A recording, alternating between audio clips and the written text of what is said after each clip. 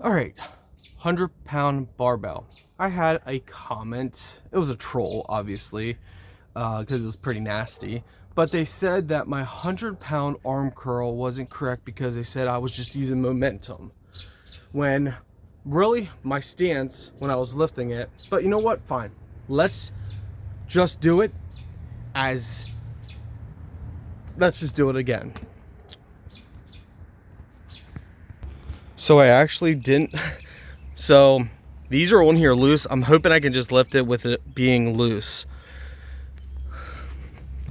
because these could easily fall off, but I don't feel like unthreading it. Yeah, I know, lazy. Lazy, I know.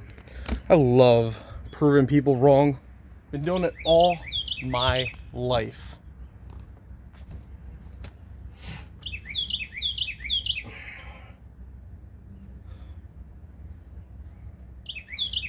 Now I gotta even hold it more steady.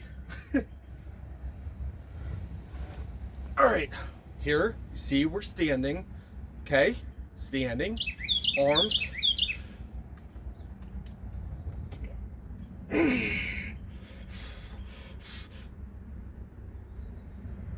I'm trying to be careful.